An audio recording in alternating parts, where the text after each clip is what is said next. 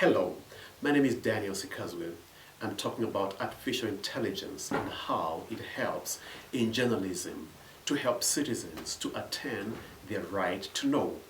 And so, in this presentation, I will be talking about what the right to know is and how artificial intelligence is important in helping citizens and media in particular to help the citizens to demand that they should know. So first of all, I would like to say that the right to know is an epistemic right. The right to know is part of a broad range of epistemic rights. Rights to goods like information, knowledge, and the truth. In every society, people desire to have information, to have knowledge, and to have the truth. These rights play a prominent role in our information-centric society, but they often go unnoticed. They're disregarded and unprotected by governments and sometimes by commercial interests, and it could also be by religious interests. And because of that, those who control what citizens should know or what they think the citizens should know can exert a huge influence on the lives of the citizens, and this becomes very dangerous in a democracy. Epistemic rights, when violated, can lead to harm on the lives of citizens, on the relationships that citizens form among themselves, between themselves and those in power, between the citizens and the greater global world, and the harm could extend to social and political institutions and communities. There are a lot of stumbling blocks to the right to know. What do we mean by stumbling blocks? We're talking about the difficulties that citizens can encounter in wanting to exercise their right to know. So how citizens meaningfully express their voice about what the government is doing can only be possible if the people know what the government is doing. What this simply means is that it is impossible for citizens to know what the government is doing unless they know what the government is doing. In many countries, it is very difficult and almost impossible for citizens to know what the government is doing because of the existence of laws that are commonly known as official secrets acts. And these are the kind of laws that empower politicians to be able to decide what citizens can know and what they cannot know, because these politicians think citizens must not know everything. Where these official secrets acts exist, there is no free press.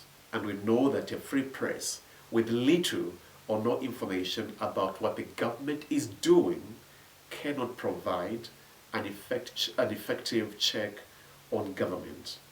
It is the responsibility of the press to ensure that citizens know what the government is doing. Now, these official secrets acts can be quite excessive in some governments.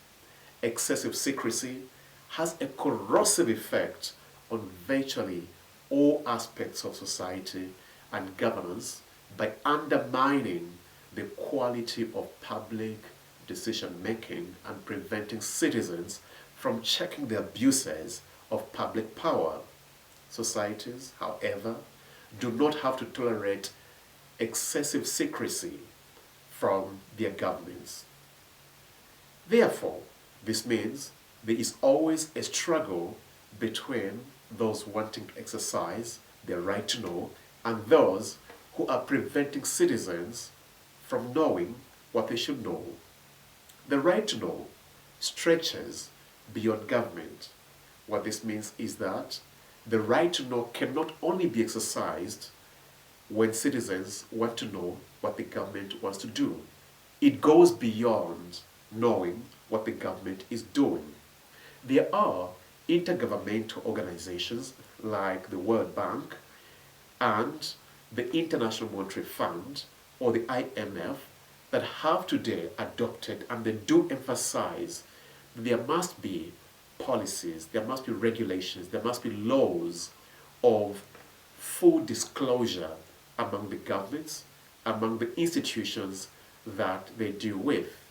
There are also hundreds of major multinational corporations that have today adopted voluntary codes that require them to disclose a wide range of information about their environmental, labor, and other practices. It is therefore the right of citizens to demand and exercise their right to know, which helps them to be able to make demands not only of corrupt governments or institutions that are doing the wrong thing. Citizens have the power, or they have the right rather, to demand even from the cleanest, the best, the most honest of governments. They need to demand to know what these leaders are doing. However clean, however honest, however good, however legal, however clean the government might be. When citizens exercise the right to know, they help this government to be able to get feedback about how the government is doing. What this simply means is that any good person doing the right thing must know what citizens think about what they're doing. This way, these good people, the honest people, the legal people, the people who are doing everything according to the law, are able to understand what people think, how people would want things to be done for them to improve on the way they're doing things.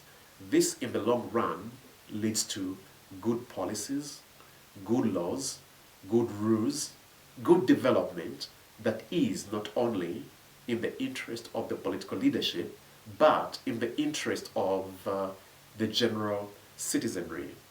There is a huge disconnect and inequalities, we know, between the developing countries and the developed countries.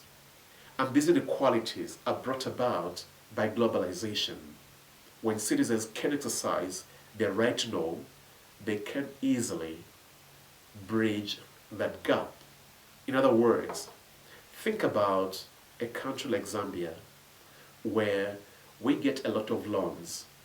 At the moment, we are getting medicines that are coming from the UK, from the US, from China. Citizens have the right to know who are the manufacturers of these medicines, what are the contents of these medicines, under what conditions are these medicines given. Are these medicines given to citizens in those countries? How much money is being spent? What will be the short-term and the long-term effects of these medicines? When it comes to loans that are given to the Zambian government and African governments, citizens need to know what are the conditions under which these loans are given. How will the acquisition of these loans impact national development, community development, and maybe the development of Africa as a whole? Without this information, the leaders can go to town to do whatever they want. It is therefore important that the citizens exercise their right to know. All over the world, there is now a raging battle between two polar competing powers. Those that are asking for greater transparency, exercising the right to know, and those that keep on insisting But what government does is purely the business of government, and therefore they insist on privacy, they insist on the confidentiality of these documents, they insist on evoking national security laws. But this is not good at all. Now, where does artificial intelligence come in? Artificial intelligence tools can help to break down these, shall we say, provisions, or in short, artificial intelligence will help citizens to be able to get the kind of information that is kept as confidential, the information that is kept secret, the information that is kept under wraps, the information that those in power who do not want to give this information because of wrongdoing, because of incompetence, because of just not knowing what they're doing. So using several different artificial intelligence tools, people are able to get this information. Now, I'd like to quote the New York Times in 2020, the New York Times 2020 group report of January 2017, which said, "We have not yet created a news report that takes full advantage of all the storytelling tools at our disposal and, in the process, does the best possible job of speaking to our potential audience. We have not yet created a news report that takes full advantage of all the storytelling tools at our disposal and, in the process, does the best possible job of speaking to our potential audience." End of quote. What this simply means is, despite the existence of several artificial intelligence tools at the moment, most media institutions are limited by the fact that they cannot use all the artificial intelligence tools, and sometimes some of these tools might actually be quite expensive, or maybe the combination in terms of use of these artificial intelligence tools can also be limiting. So using several tools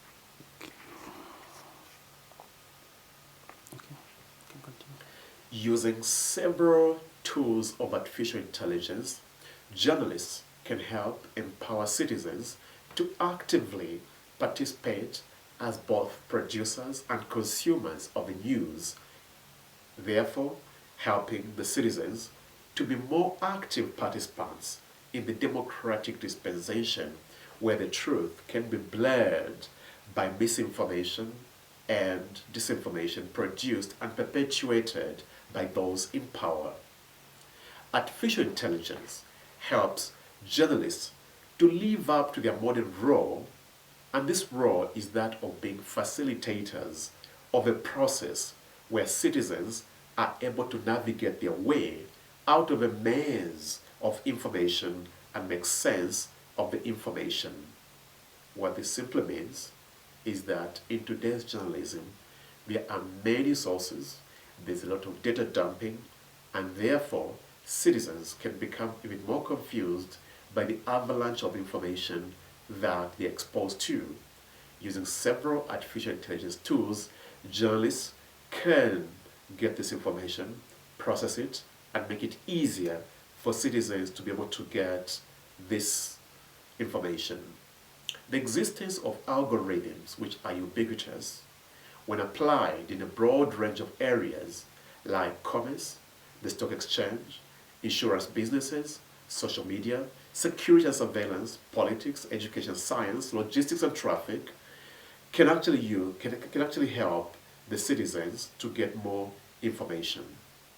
Digital apps and services can be of value for news organizations, especially when these artificial intelligence tools help the journalist to be able to tell the story using text, images, video, and a combination of these different applications.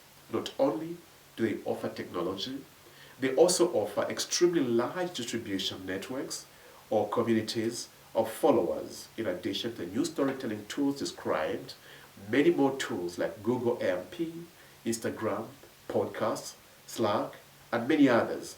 This can help the media to be able to get information and to tell the story in a way that is easy to understand.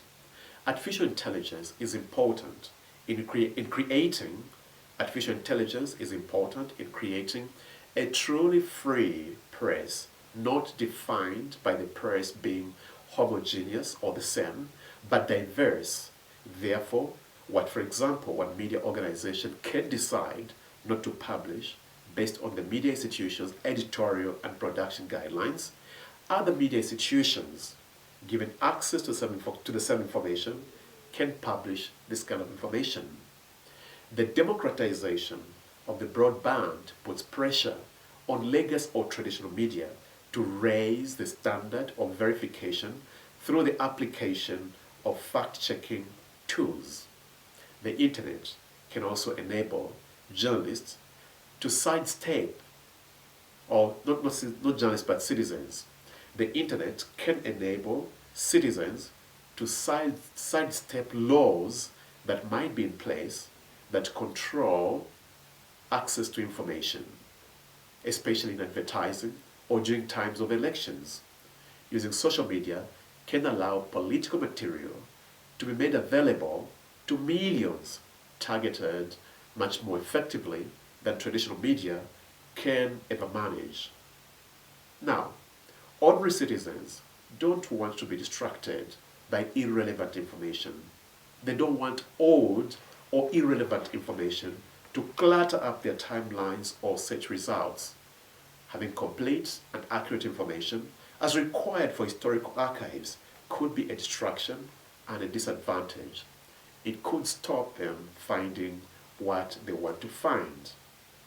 Artificial intelligence helps meet citizens' information demands. Citizens want access to politically relevant information through as neutral and objective means as possible.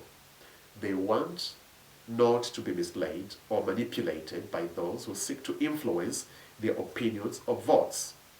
Artificial intelligence can help journalists to get at the truth of what people in the news really know and do, thereby avoiding the pitfall of reporting only what they say. The internet, we know, is not a permanent, perfect archive of historical material indexed by neutral and purely algorithmic services such as Google, or accessed through neutral and apolitical platforms like Facebook. It is messy, dynamic, and constantly changing. Things are being deleted, modified, and blocked all the time. Search engines, social media platforms, and other services are not neutral public services, but money-making, self-serving businesses. Therefore, it is important that citizens are educated on some of the tools of artificial intelligence that exists. Artificial intelligence can help to check the veracity of records. To be more precise, an information resource useful for historical research can often be complex with notes, qualifications, references, and cross-references. It can need time, attention, and expertise to understand and to navigate through, but the complexity is necessary for the archive to be used. People trying to find the information without sufficient time, energy, and expertise may not find it. This is one of the reasons that internet tools like search engines have become so popular. They make it easy and fast to find things for everyone. People want to find the most relevant information quickly and don't want to be bothered with detailed fact-checking or even know how to do proper fact or source checking. One of the reasons behind the fake news problems. For most people, if the required information exists, but it is hard to find, or if you take too much or too long to find, or if it is obscured by a morass of other information, or if such information, wanting to verify it, becomes very difficult to find, then for most practical purposes, it might as well not exist. People trying to find the information without sufficient time, energy, and expertise will find it very difficult. Artificial intelligence then becomes very useful here. understanding the context, the complexity, the nuances, the dynamism, and the relationships between the various issues, and in particular, understanding the messiness of the whole situation can help citizens to take a more balanced view of each of the issues in turn. It is therefore important that journalists use artificial intelligence to get information that might be hidden, information that might be hard to find, but artificial intelligence also helps journalists to be able to interpret very quickly what this information is. It is therefore important that journalists know these tools and use them to be able to arrive at the truth and to help citizens to be able to get this information. Thank you.